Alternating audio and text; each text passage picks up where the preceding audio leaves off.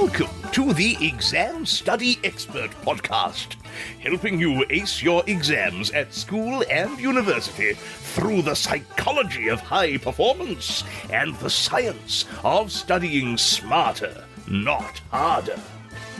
It's my pleasure to introduce your host, the Cambridge-trained memory psychologist and exam success coach, William Wadsworth. School was so hard for so much of my life, but I never really understood why. Because there's on one hand, in a very sort of intuitive sense, I felt I was smart.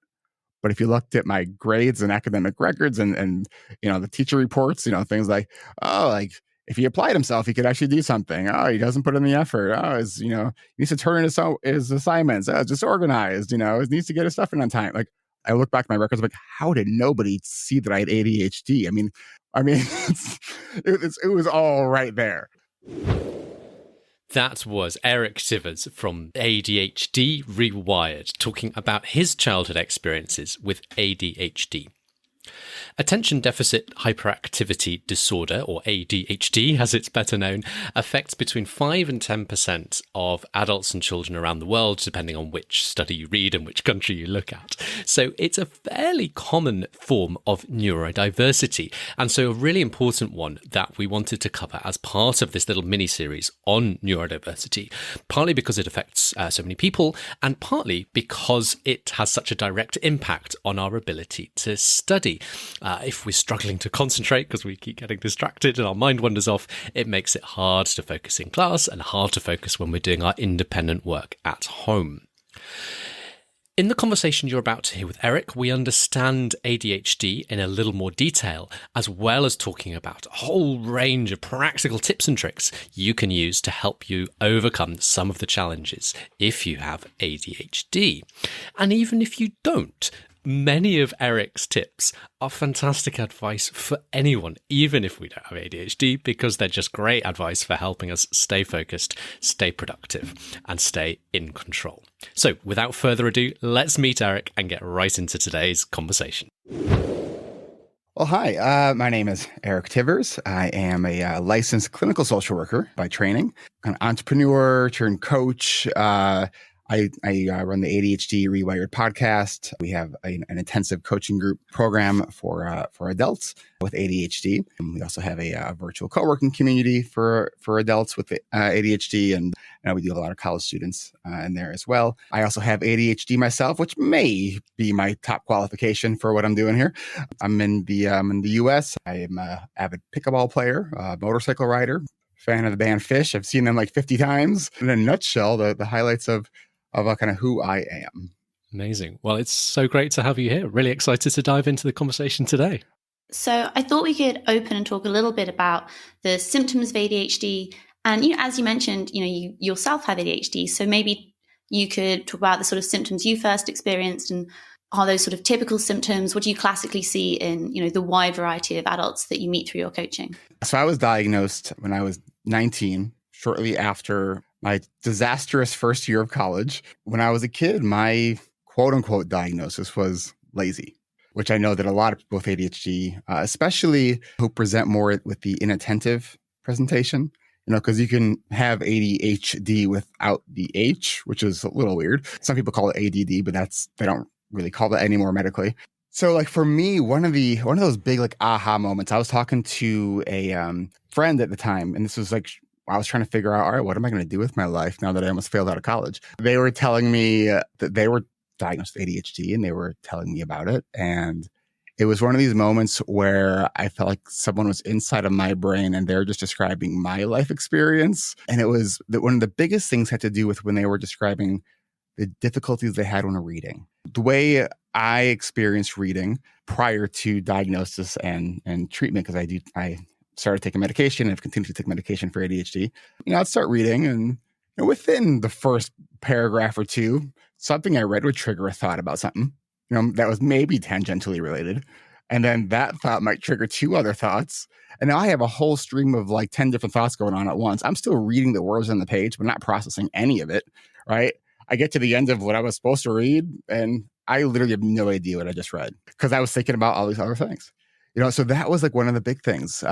Planning longer term projects would get very overwhelmed. On my podcast, part of the intro of my podcast, say, the starting is the hardest part. So let's get started. And part of why I say that is because like activation, which is a challenge with ADHD, is literally getting started. It's like we could have a faulty on-off switch, right? It's sometimes hard to start. And sometimes it's also equally hard to stop once you get going. So that's why I always really try to focus on what is the smallest actual first step. Starting the paper is not like getting all your research documents. It's maybe just opening up a Word document. Sitting at your computer maybe is the first step, right? And really breaking it down to kind of almost a silly small first actionable step. So, the sort of nonstop wandering mind was one of my big symptoms. I guess it is a sense of internal restlessness. A lot of so I didn't have that hyperactivity, but I continue to have kind of that cognitive hyperactivity. Like it's rarely quiet in my head. I think when I'm on the motorcycle is one of the few times that my mind is actually quiet. I used to do a lot of sort of technical mountain biking, kind of high adrenaline kind of stuff. And that was another time where my mind was kind of quiet. So it's because I'm getting the dopamine that I need. And that's part of what ADHD is. It is our dopamine sort of reuptake doesn't really work well, so we are seeking it and often feel like we're at a shortage of it, which is why we see lots of activation around the last minute when something is due, right? Until we have oh no, it's due tomorrow morning. Okay, it's 8 p.m. I should start now, right? And it's amazing how many papers I know I've written and others with ADHD have written and somehow miraculously pull off in like less than 24 hours before it's due and everyone else is working on it for, weeks, if not months. Don't try this at home, kids. If you can help avoid it, but it's a thing, definitely, isn't it? Eric, absolutely feel free to just give us the slightly nerdy insight into the dopamine stuff and what's going on in the brain moment, because I'm fascinated to learn more. Sure. So, one of the things that we know as far as like the genetic makeup where ADHD, so there's a specific gene, there's a number of genes that have been identified, but there's a specific gene around dopamine that from the way I understand it, and I'm translating research that I read from Russell Barkley and others, is that a typical gene sequence of dopamine will have somewhere between like 4 to 5 dopamine, strands in a row. So that means they get typical brains they get their fill of dopamine, when it fills those, 4 or 5 strands. So not a huge genetic strand. People with ADHD typically have somewhere between 7 to maybe 11.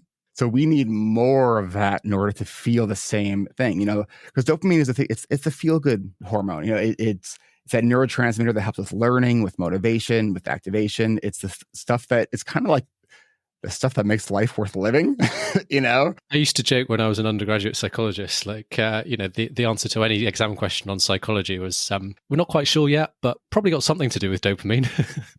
I have a fun shirt that said, follow the dopamine. With ADHD, here's the thing, like, especially this is really important for students, especially if you're a high school student, it's about to get better. Because in high school, at least in the US, like, you don't have much choice about what you're learning. You have all the requirements, a lot of the gen eds, and even in the start of university too, a lot of the gen eds that you just have to do no matter what. Once you get to study things you're interested in, it's amazing how much different the brain works. And so part of ADHD, you can look at it as either sort of an interest deficit. So if you're not interested in what you're doing, like, it's really hard to get the brain to cooperate, right?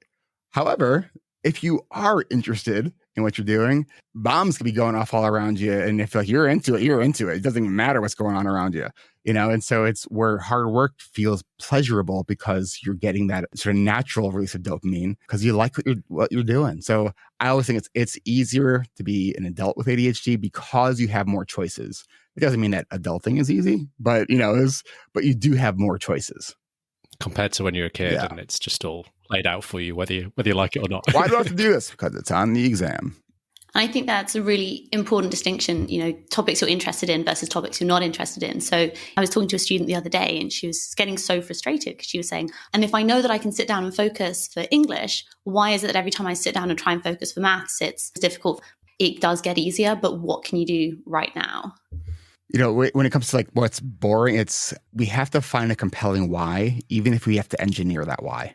right? So, maybe the why is because you value the relationship you have with somebody. Maybe the why is because you really want to get into a certain school and like you need to get certain grades to do that, because like while it is harder for people with ADHD to think beyond not now, because we're very kind of it's now or not now, having a compelling why and then keeping that why visible so it reminds you of it. In my coaching groups, one of the things I talk about is almost all of the strategies that we need to build around our lives are to compensate for two specific things: memory and like time blindness.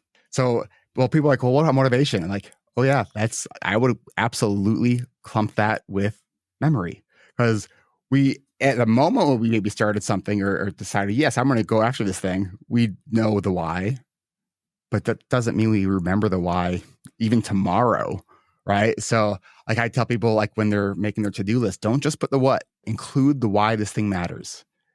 Even sometimes include what happens what's the actual consequence if you don't do it. So it's really about making those kind of emotional informed decisions, which kind of sounds like an oxymoron, but it's like, all right, like what's actually in it for me to either do this or not do this? And what are going to be the hopeful outcomes of that?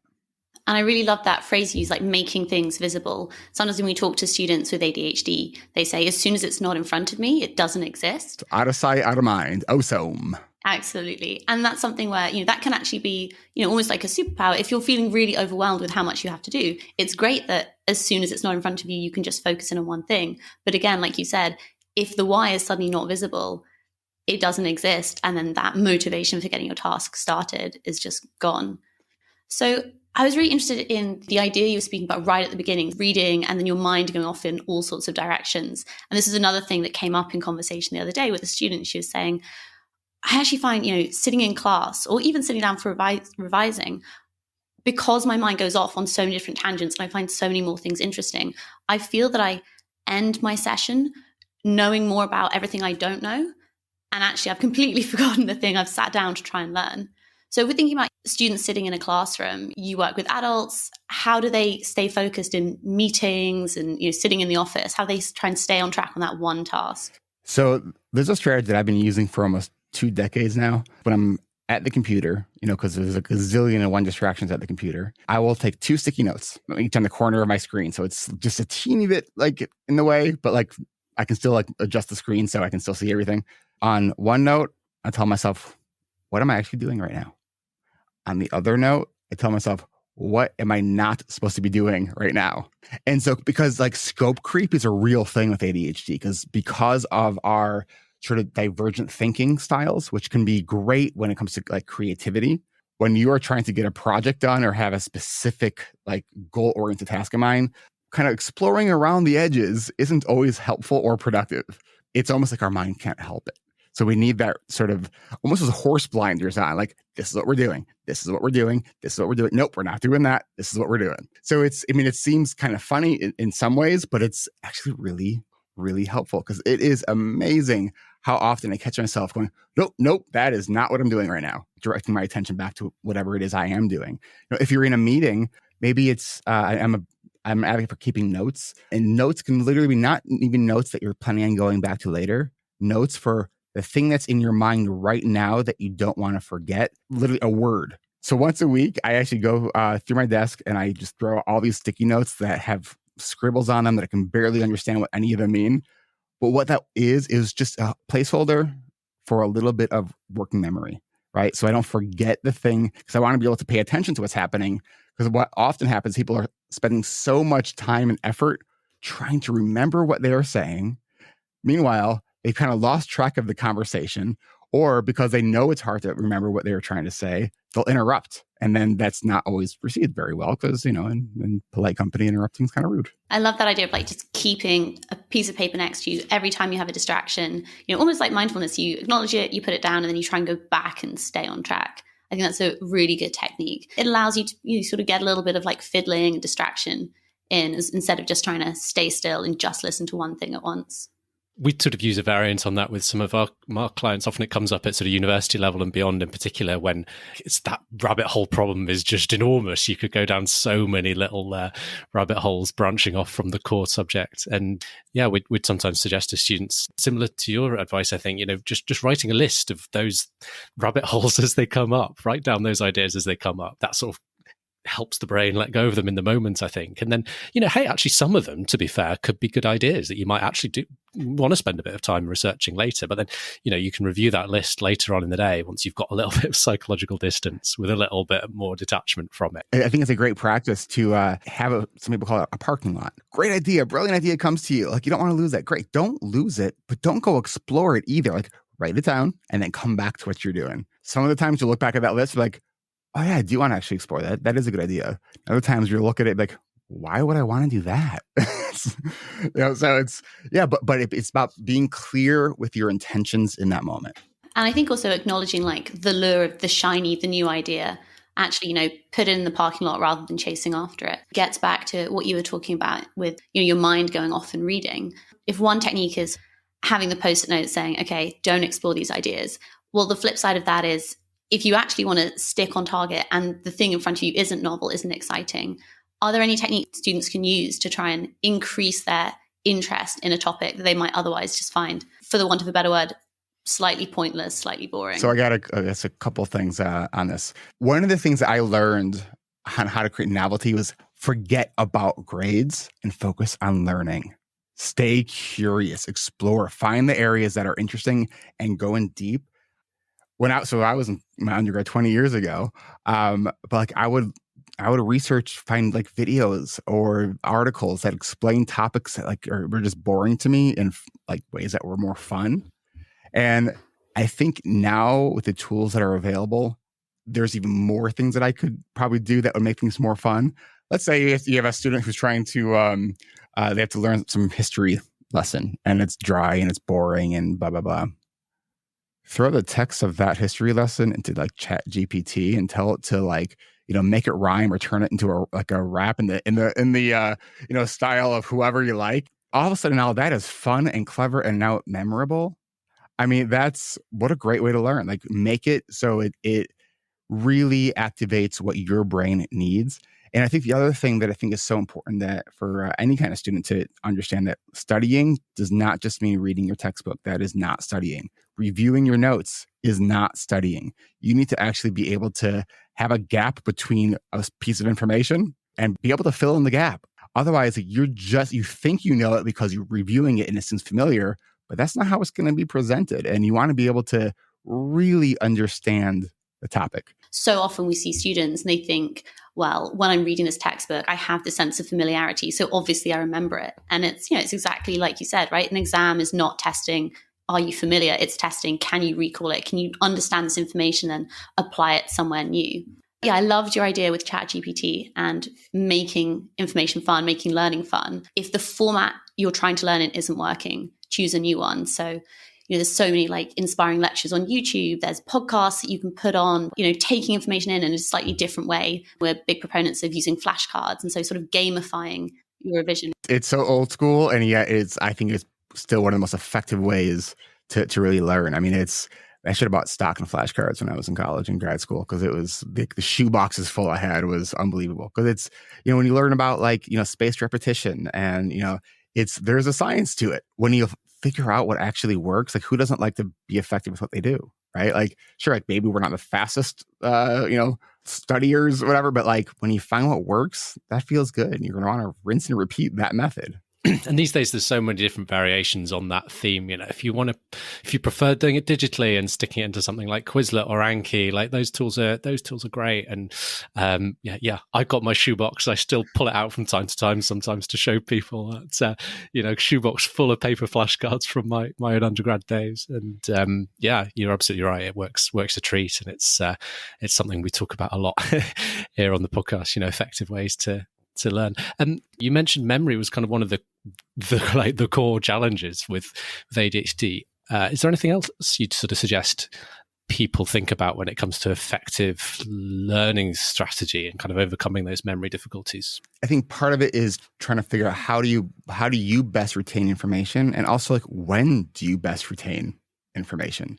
Like one of the things that I learned, I don't know, probably came upon 10 some years ago, was recognizing that just because my calendar looks like this would be a good time to do a certain thing because there's a space in the calendar, like if I'm planning my day in the morning and I have a project I want to work on and the only time on the calendar is like at 8 p.m. at night, like what I used to do is make the error thinking that my brain in the morning is going to be the same brain I'm going to have in the evening.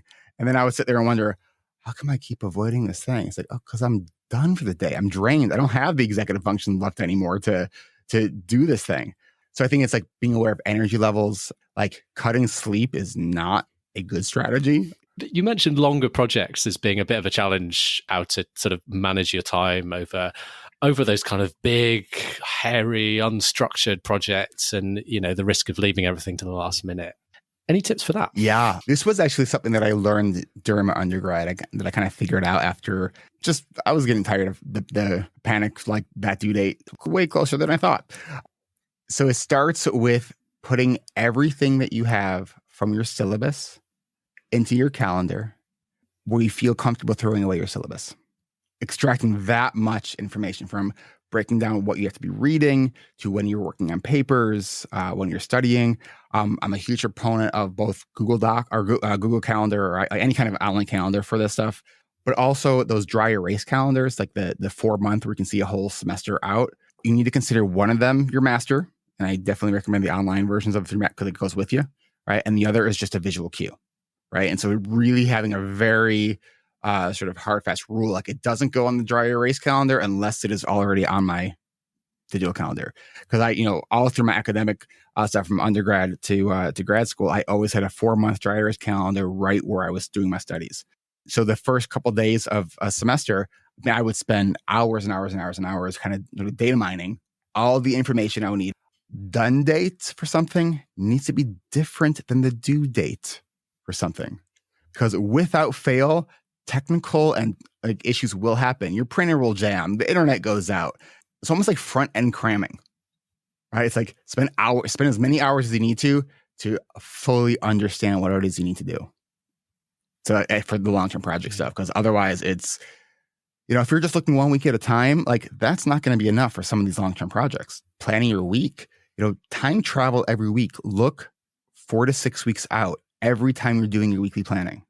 So, because if it's in your calendar, you don't need to be surprised by it when you turn to that week on your calendar, right? I call it knowable time bombs. Don't be surprised. Like every week, slowly look through your calendar, go at least 4, maybe 6 weeks out. Get in that habit of putting things on the calendar, engineering urgency about stuff, getting regular meetings with your professors. Like, believe it or not, your professor's probably favorite part of their job is actually when the students come and talk to them, right? Because they can get pretty lonely and bored in their offices all by themselves. And when you build that relationship, this is probably one of my top sort of college strategies. When you build those relationships with the professors and really show both interest and effort, right?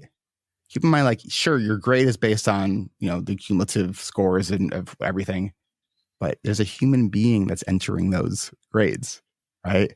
If you have a good relationship with someone and you're on the cusp right between 2 different grades, there's a good chance your professor might just bump it up just a tiny bit to move you to the next grade. Like, I can't even tell you how many times that has happened. We were talking earlier too about interest, how important that is.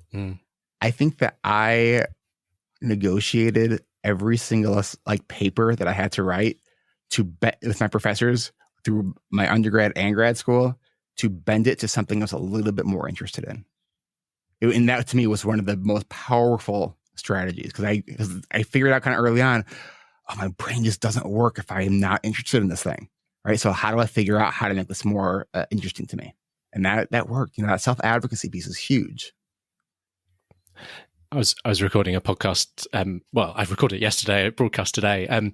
Just a little solo podcast, just talking about what you're talking about. Like, take advantage of office hours. Like, this is something I never did at university, and admittedly, where I went at Cambridge is a little bit more sort of small group contact laid on for you on a platter. But there's more you can seek out beyond that. And I was hopeless at going and seeking out those opportunities. And I think that's just such a missed opportunity. Even if you don't get a grade boost out of it from talking your professor around, then there's what you can learn from it.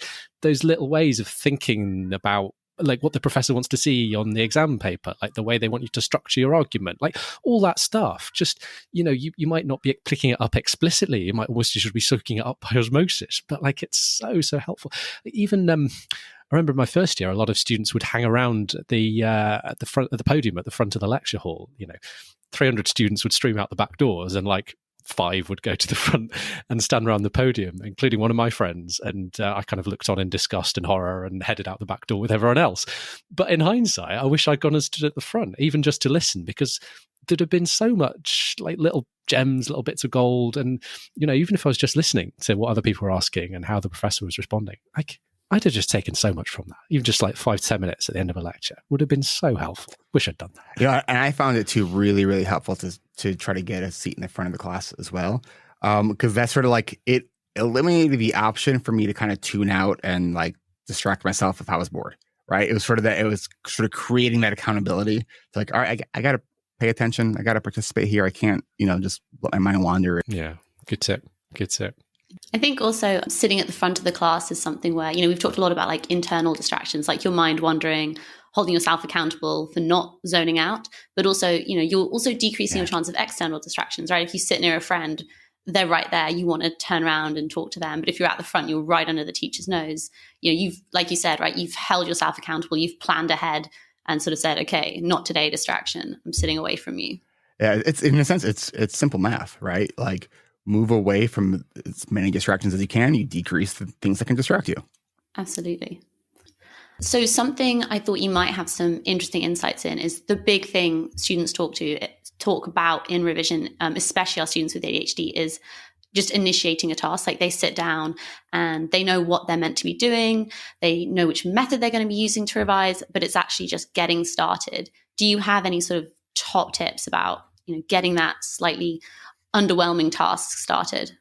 Couple things. If you can engineer urgency in any kind of way. So maybe it's you, and so part of this can be with accountability. So maybe it's you have an accountability group, and this is something we do in our coaching program. So maybe it's here's the thing I need to get done today. I want to start it by 10 a.m. I'm going to send you a picture that I am actually at my computer with the Word document open by 10 a.m. And hey, if you don't hear from me by say 10:15, would you maybe check in with me and see if hopefully I just forgot to check in with you, but I'm actually working. But if not, I'll let you know. Because one of the things because with our coaching program, accountability is such a huge part of that. And one of the things we talk about right at the get-go is that a lot of people, when they're trying to create accountability structures, are really create codependent structures. And so what does a codependent structure look like and how is that different? So a codependent structure is, hey, will you remind me at 10 a.m. I need to work on this thing? That's codependence, right? It's like, it's not somebody else's job to remind you, right? You got to do that yourself.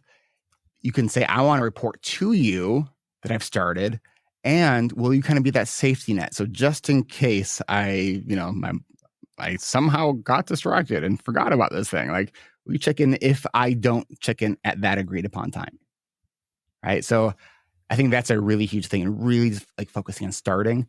I have my adult study hall program at adultstudyhall.com. It's a virtual co-working community, and there's you can sign up to work with groups there. So there's lots of different ways to kind of get those initial tasks started. Study groups can be helpful, but they can also be distracting. I think it's worth trying though, and just assessing, hey, is this working for me? And if you have like bigger stuff you got to do, I don't know, like if there's a longer term assignment, negotiate with the teacher to say, hey, can I like show you my progress like each week? I always tell people, like, don't ever let a teacher give you a due date of whenever you get it to me. Like that is the kiss of death for any student with ADHD. Having regular check-ins that someone can really hold you to, I think is a really, really important thing. We have to shorten that time horizon because our brain doesn't do time super well, right? Because if it's not now, we have plenty of time, Right. also something you could combine with like your visual calendar idea. If maybe you don't have a teacher to check in with, for students doing longer extended essays and EPQs, they don't always have a teacher who's on hand across the summer. But you could put in, okay, in 2 weeks' time, I'm going to have finished the research. And in, 2 weeks' time after that, I'm going to have a structure for the essay and, making your own sort of mini deadlines. And then in effect, playing both the sort of accountable student and the teacher role within yourself. As we come towards the end, I just wanted to ask, I'm sure people listening will have got so much out of this.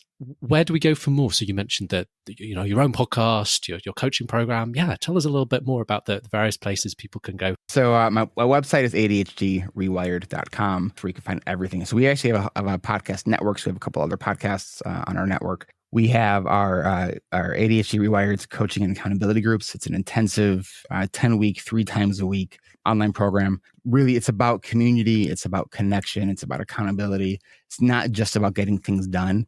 We do a lot of calendaring and productivity and like task management stuff.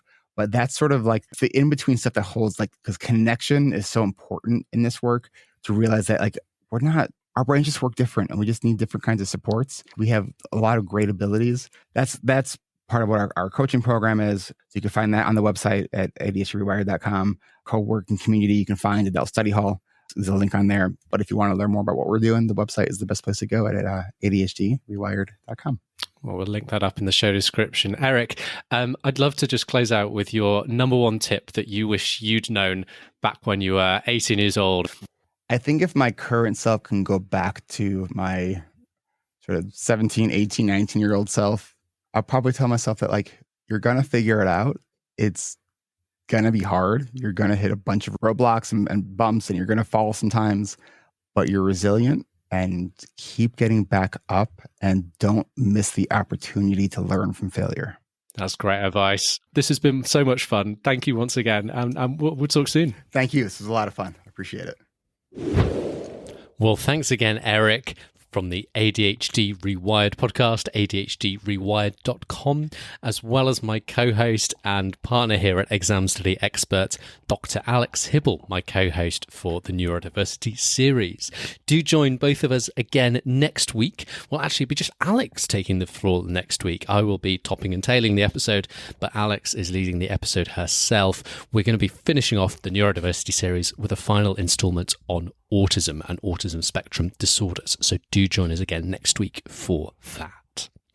I wanted to round off this episode with a few of my top takeaways from this episode with Eric, because I think there are some absolute gems buried in, well, not that buried, but there are some absolute gems in and amongst all the things we were talking about today. A few of my favorites were including why you're going to do this in your to-do list. And I've actually started doing that with file names sometimes. So if there's a file name, a Word document or a spreadsheet or something that I'm working on, sometimes I will actually write some words in the file name to inspire me as to what the purpose of that file is.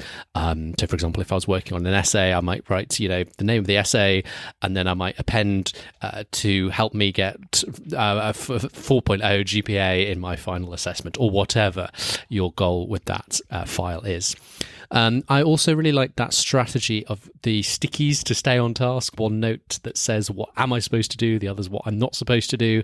And combining that perhaps with that parking lot list, as Eric described it, parking all those ideas that come to mind of rabbit holes you might want to investigate later, but now's not the time. Go and see your professors, get a seat at the front of the class, engineer urgency through accountability partners. As I said back at the start, so many great ideas that are just great ideas for all of us, whether or not we have ADHD. So I hope there's been something for everyone in today's episode. As I say, do join us again next week. I look forward to seeing you then. For now, thanks ever so much for listening today, and wishing you every success, as always, in your studies. Wasn't that wonderful? If you're feeling inspired, why not leave us a rating and a review in your podcast app? It would make our day.